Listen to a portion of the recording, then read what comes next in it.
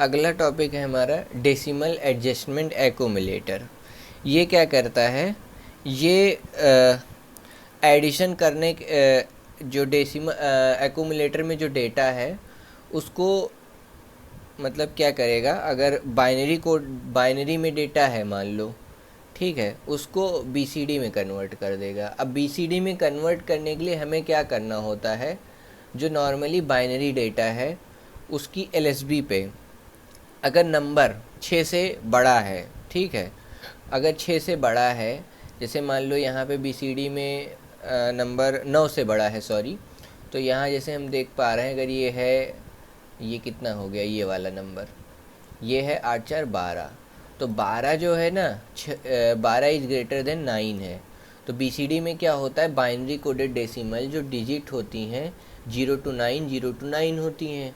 तो हमें क्या करना होगा, बस इसमें 6 से ऐड कर दो।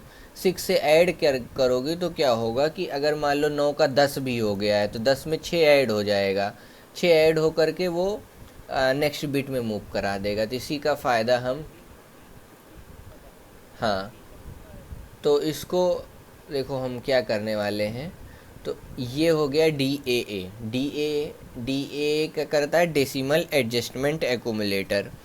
ये क्या करेगा, ये करेगा बाइनरी में डेटा अगर है तो इसको डी अगर हम कर देंगे तो ये इसको बाइनरी कोडेड डेसिमल में बदल देगा।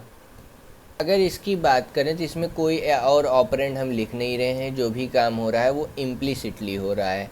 तो इसका जो एड्रेसिंग मोड है वो इम्प्लिसिट एड्रेसिंग मोड है, इम्प्लिसिट एड्रेसिंग मोड है। और ये क्या कहते हैं इसको, सिंगल बाइट इंस्ट्रक्शन है, ठीक। यहाँ पे क्या होता है, जैसे मान लो हमने एक एडिशन किया, ठीक है, तो हमारे पास दो नंबर थे, ये डेसिमल में था 37 45 और इसका एडिशन 82 आ रहा था। 37 का चलो मैं बीसीडी बनाता हूँ। 37 का बीसीडी होगा 3 का बीसीडी होगा 1 1 0 0, ठीक। और 7 का बीसीडी होगा 111 और उसके आगे एक 0। अब 45 का अगर मैं बीसीडी बनाऊँ तो 4 तो 0 1 0 0, ये हो गया। 5 का बीसीडी 0 1 0 1। अब इन सबको अगर मैं ऐड कर दूं तो ऐड करने पे ध्यान से देखो, 1 1 का 0 1 1 का 0 1 1 का 1 1, फिर 1 फिर 1 फिर 1 फिर 0, ये आ गया। अब ध्यान देने वाली बात ये है ना, बीसीडी में दिक्कत क्या होती है, हमें एमएसबी और एलएसबी पहले कंपेयर करना पड़ता है बीसीडी के एडिशन में, ये ताकि ये डेसिमल जैसा ही चलता हुआ हमें दिखे। यहाँ 82 आया तो मुझे भी यहाँ 82 ही मिलना चाहिए। अभी के लिए हमें क्या दिख रहा है, अगर मैं इस इतने पार्ट को बोलूँ, क्योंकि 4 को ही हम पकड़ पकड़ के बीसीडी बनाते हैं, तो ये हमें क्या दिख रहा है, 7 दिख रहा है। और ये हमें क्या दिख रहा है, 8 4 12 दिख रहा है। 12 तो एक बीसीडी नंबर नहीं है, पर इसको अगर बीसीडी हमें बनाना हो तो हम क्या करते हैं, यही एलएसबी पकड़े, एलएसबी बड़ा दिख रहा है ना मुझे, तो इसमें हम 6 ऐड कर देंगे। 6 ऐड करने से एक कैरी जनरेट हो जाएगा जो नेक्स्ट बिट में चला जाएगा, ठीक। अगर नेक्स्ट वाला भी हमको नेक्स्ट 4 भी हमें बीसीडी नंबर नहीं दिख रहा है तो फिर उसमें भी 6 ऐड हो जाएगा। तो ये हमारी प्रोसेस रहने वाली है। तो हम क्या करते हैं, चलो इसमें 6 ऐड करते हैं, 0 1 0 0 एक ही 1, ये ठीक 6 हो गया। ये 6 हमने ऐड किया नेक्स्ट स्टेप में। अब देखो 0 1 1 1 का 0, इस 1 1 का 0, फिर कैरी गया 1, कैरी 1 गया यहाँ पे, तो 1 1 का 0, इस 1 1 का 0, इस 1 1 का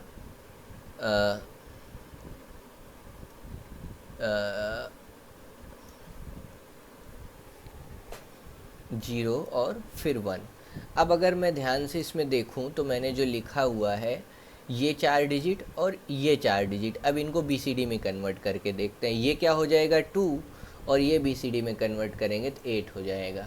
तो फाइनली इस तरह की प्रोसेस होने वाली है बीसीडी कन्वर्जन में। तो ये इंस्ट्रक्शन क्या करेगा, क्या ऐड करेगा, ऐड 6। 6 का मतलब क्या है, 6 का मतलब है 0 1 1 0, इफ़ नंबर 4 डिजिट नंबर की बात हो रही है, ठीक है, number BCD number is greater than 9, ठीक है, एंड जब ऐड करेगा तो कैरी जो आएगी 1 की कैरी आएगी, 1 की कैरी नेक्स्ट में जाके यूज हो जाएगी। 1 की भी आ सकती है और भी बड़ी कैरी आ सकती है। तो ये क्या करेगा, एक्यूमुलेटर में पड़े हुए डेटा को एडजस्ट कर देगा BCD की तरफ, ठीक। अब इसी के लिए अगर मैं प्रोग्राम लिखूं 37 और 45 को मुझे ऐड करना है, तो इमीडिएट डेटा मुझे पता है 37 और 45 को ऐड कैसे करेंगे। तो मैं लिखूंगा MVI move immediate data in accumulator that is 37H, ठीक है, हेक्सा डेसिमल डेटा हमने भेज दिया 37H। फिर ऐड इमीडिएट डेटा मैंने भेज दिया 45H,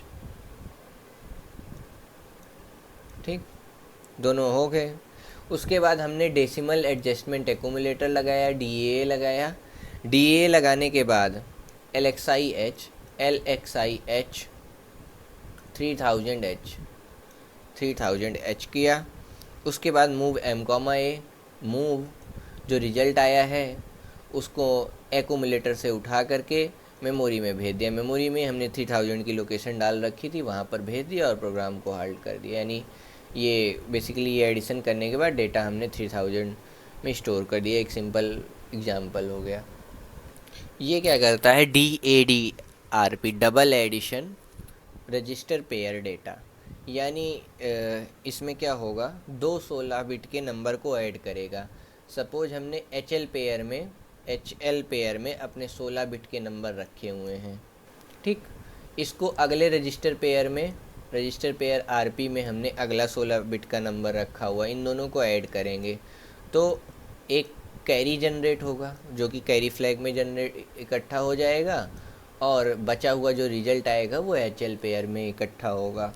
और ये इसमें सिर्फ और सिर्फ कैरी फ्लैग इफेक्ट होगा, only carry flag is affected, ठीक। यहाँ और कोई फ्लैग पे कोई असर नहीं पड़ेगा। दो नंबर को ऐड करना है तो जो फ्लैग जैसे रहेगा वो वैसे रह जाएगा, ठीक है, केवल कैरी फ्लैग पे इफेक्ट होगा, बाकी सब पैरिटी वेरिटी जाए भाड़ में। और मान लो इसमें हम लिख रहे हैं इसके 3 इंस्ट्रक्शन पॉसिबल हैं, DAD B, DAD BC D, DAD H।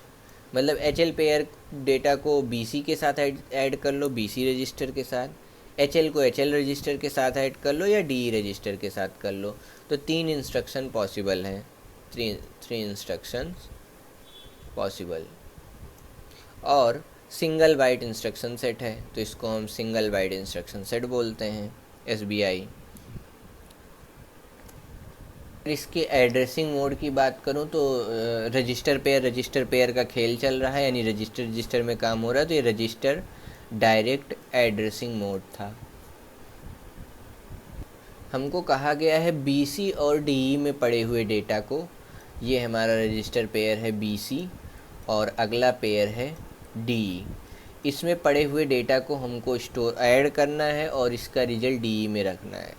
तो हमारी प्रोसेस क्या रहने वाली है, BC में पड़े हुए डेटा को हम सबसे पहले इसको एक डेटा को तो हमें HL में ले ही जाना पड़ेगा, ठीक है, HL पेयर में डेटा हमें रखना ही पड़ेगा। तो HL पेयर में हम कोई भी डेटा ले जा सकते हैं, कोई दिक्कत नहीं, चाहे DE की ले जाओ चाहे BC को ले जाओ। तो सबसे पहले BC की डेटा को हम स्वैप मार देंगे, या स्वैप कह दो या डायरेक्ट कॉपी कह दो, ज़्यादा अच्छा रहेगा। HL पेयर में मतलब मूव करा देंगे, C का डेटा L में और B का डेटा H में। तो हम इसके लिए सबसे पहली लाइन लिखेंगे मूव L, C, फिर लिखेंगे मूव H, B। B का डेटा H में और C का डेटा L में, ये हो गया। उसके बाद हम DAD इंस्ट्रक्शन यूज करेंगे। DAD अब हम किस पेयर के साथ ऐड करना चाहते हैं, DE पेयर के साथ, तो DAD D लिख देंगे। एडिशन अब परफॉर्म हो गया है। अब हमें अपना रिजल्ट कहाँ ले जाना था, रिजल्ट तो अब हमारा HL में आया है, और रिजल्ट को हमें स्टोर कहाँ करना है, DE पे स्टोर करना है। तो हम क्या करेंगे,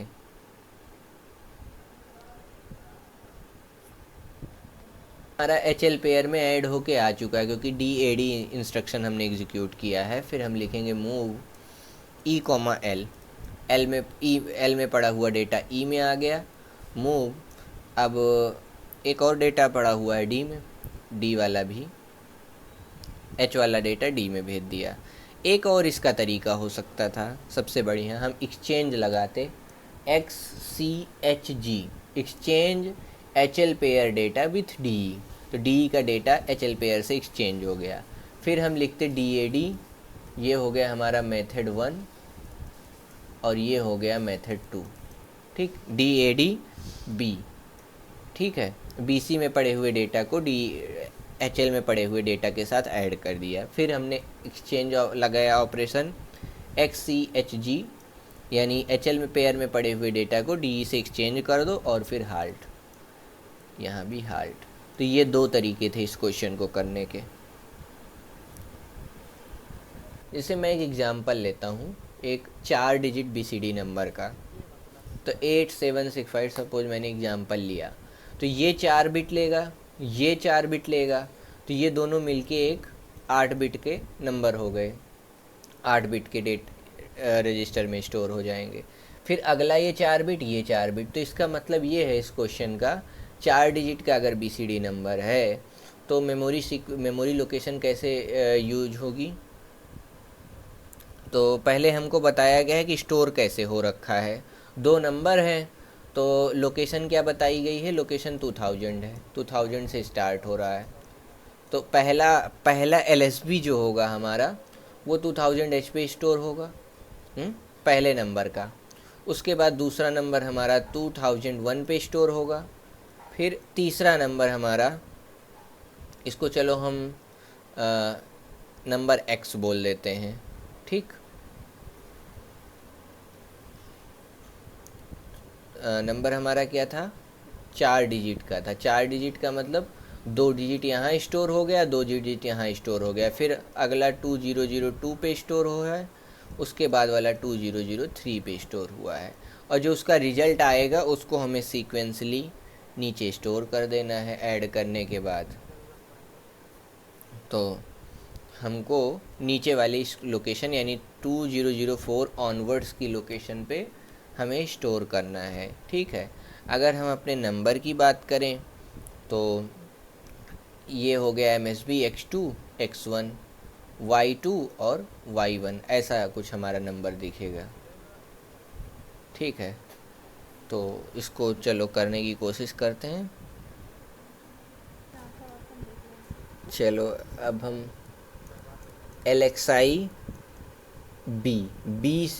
BC पेयर में हमने 2000H स्टोर कर लिया है, ठीक। फिर LXI H में हमने 2002 को स्टोर कर लिया। उसके बाद LXI D, इसमें हमने अपना स्टोरेज लोकेशन डिसाइड कर लिया 2004H। ये क्या हो रहा है, ये रहा है पहले इंस्ट्रक्शन से हमारा कौन सा रजिस्टर पेयर यूज हुआ, BC register pair. BC register pair में ये दोनों डेटा आ गए। इस वाले से HL रजिस्टर पेयर, ये दोनों स्टोर हो गए, और LXI D से हमने ये वाली लोकेशन यूज कर ली, ठीक है। DE पेयर में BC, HL और D ये हमने कर लिया। अब हम क्या करेंगे, load accumulator data with B, तो हम अगला लिखेंगे LDAX B में पड़े हुए डेटा को एक्यूमुलेटर में भेज दिया। BC